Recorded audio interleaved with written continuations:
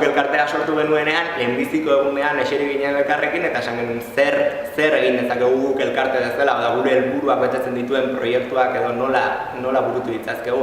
Eta mahai gainean atera ziren bai hau, Jalaka.org, baita euskontu.com atera ziren. Garai horretan, hasi berriak ginenez eta ekonomikoki ezin genuenez gehiegi egin, euskontu.com egin genuen, gure baliabideekin sortu ahal izan genuelako. Eta Jalaka.org proiektu bezala geratu zen.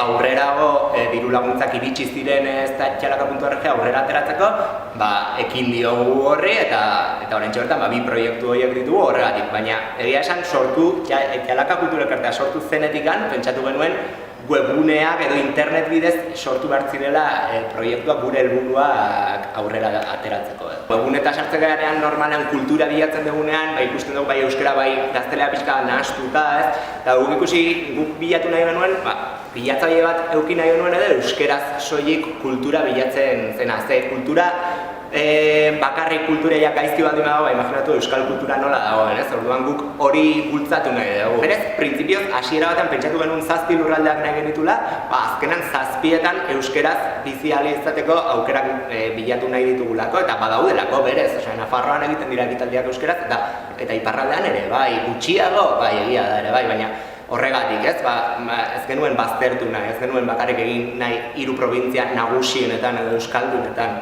Eta hori alde batetik, eta bestalde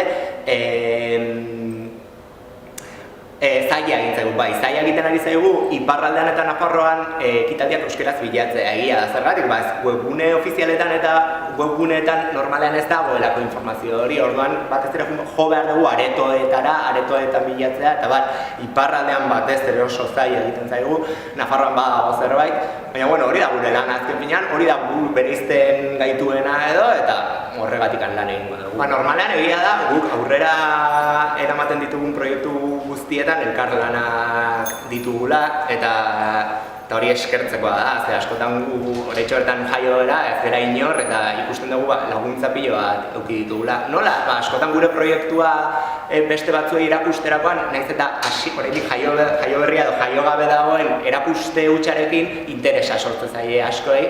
Egia da, euskontu.com sortu genuenean adibidez argiarekin elkarlana egin genuen, behaiek ere interesatu zirelako, orain Jalaka.org-rekin berriarekin zerbait daukagu hor.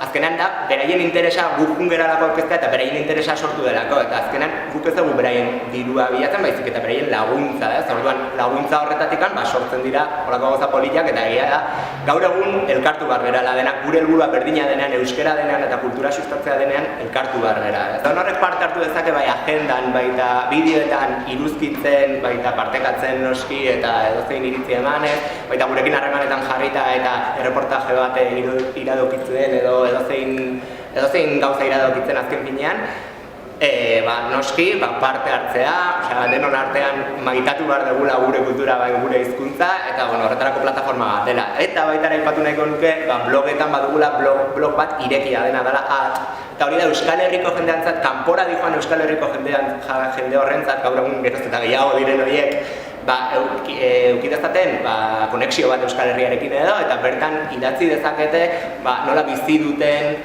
kultura aldaketa hori edo beste leku batea juteko bizipen hori azaltzeko blog bat da. Horretarako irekia gaude, blogak abildua Jalaka.org-era idatzi dezake edonorrek eta zuzenean sartuko genuke blogan idazteko.